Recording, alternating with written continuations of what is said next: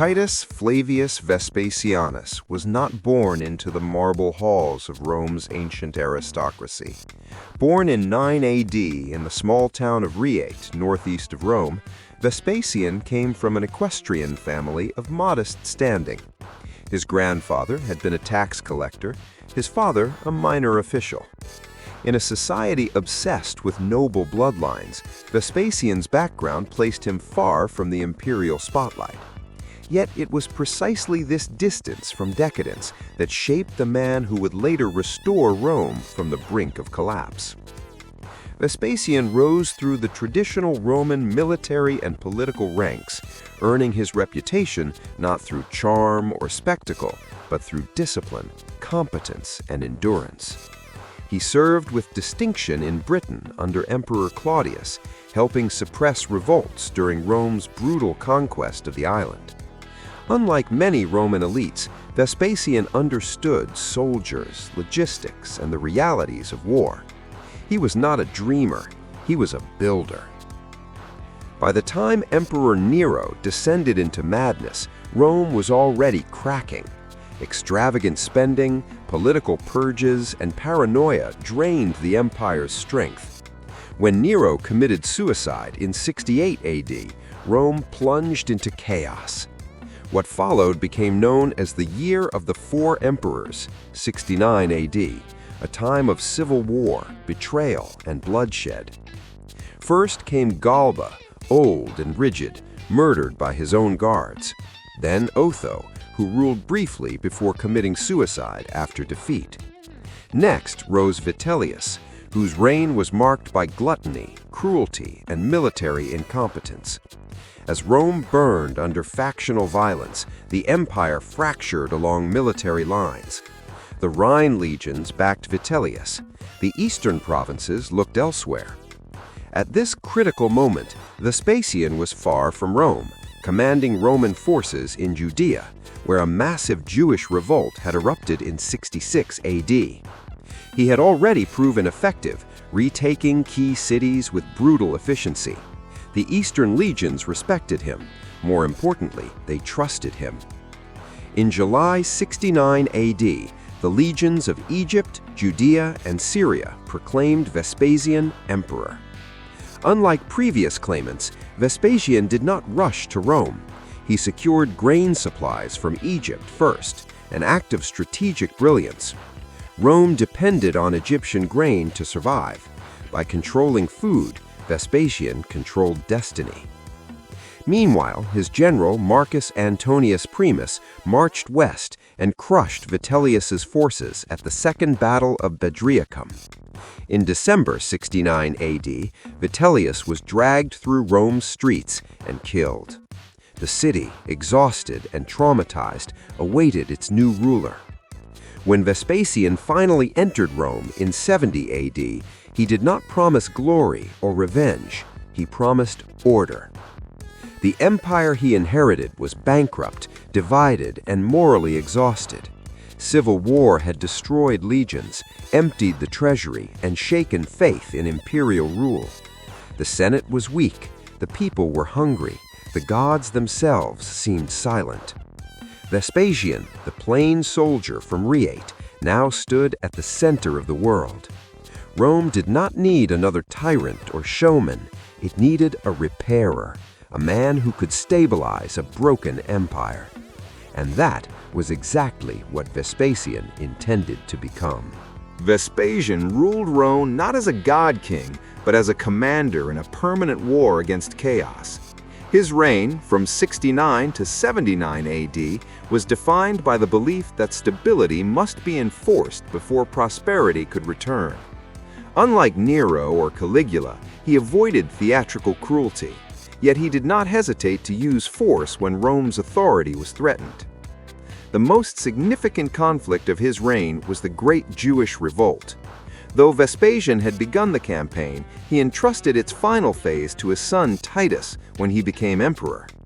In 70 AD, Roman legions surrounded Jerusalem. After a brutal siege marked by starvation, disease, and relentless assault, the city fell. The Second Temple, the heart of Jewish religious life, was destroyed. The sack of Jerusalem was devastating. Tens of thousands were killed or enslaved. While modern history remembers this as a tragedy, Roman sources saw it as a grim necessity.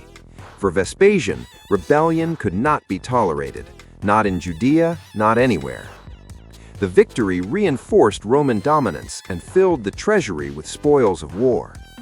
These spoils funded one of Vespasian's most famous projects, the Flavian Amphitheater, later known as the Colosseum. Built on land once occupied by Nero's private palace, the Colosseum symbolized a powerful shift. Where Nero had built for himself, Vespasian built for the people. It was propaganda in stone. Rome restored, Rome united. Financially, the empire was in ruins when Vespasian took power. Years of mismanagement and civil war had emptied the state coffers. Vespasian responded with ruthless practicality. He imposed new taxes, including levies on public toilets, earning him mockery. When his son Titus criticized the indignity of such taxes, Vespasian reportedly held up a coin and asked, "Does it smell?" Thus was born the phrase pecunia non olet, money does not stink. Beyond taxes, Vespasian reformed provincial administration, cracked down on corruption, and restored fiscal discipline. Senators who had grown comfortable with excess found themselves restrained. Though not cruel, Vespasian tolerated no incompetence. Militarily, he strengthened frontier defenses along the Rhine and Danube, ensuring that legions were loyal to the state, not individual generals. Promotions were increasingly based on merit rather than birth, a revolutionary idea in Roman high society. Culturally, Vespasian revived traditional Roman values, simplicity, duty, and respect for law. He supported writers and scholars, but discouraged flattery and excess. He ruled with humor, often mocking himself, aware that authority rooted in fear alone could not endure.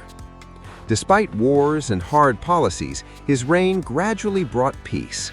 Roads were repaired, trade revived, and cities rebuilt. Rome began to breathe again. By the late 70s AD, the Roman Empire was unrecognizable compared to the chaos of 69. Under Vespasian, borders were secure, finances stabilized, and governance restored. The emperor himself aged visibly, worn by decades of campaigning and responsibility. Yet he remained active until the end. One of Vespasian's most significant achievements was ensuring a peaceful succession, a rarity in Roman history. He openly prepared his sons, Titus and Domitian, for power. Titus, in particular, was groomed as heir, sharing military commands and political authority. This clear line of succession reduced intrigue and reassured the Senate and army alike. In 79 AD, Vespasian fell ill while traveling. According to tradition, as death approached, he attempted to rise from his bed, declaring, "An emperor should die standing." Shortly after, he died, not assassinated, not overthrown, but peacefully, a rare fate for a Roman emperor. His death marked the beginning of the Flavian Dynasty, continued by Titus and later Domitian. Though Domitian's reign would be controversial, the foundations laid by Vespasian endured. The empire he stabilized would survive for centuries more. Vespasian was not remembered for conquest like Caesar, nor for philosophy like Marcus Aurelius. He was remembered as something rarer, a repairer of civilization. He ruled during a time when Rome could have collapsed into endless civil war. Instead, through discipline, realism, and restraint, he restored balance. History judges Vespasian not by spectacle, but by survival. He proved that empires are not saved by madness or excess, but by hard choices, honest administration, and the courage to rebuild.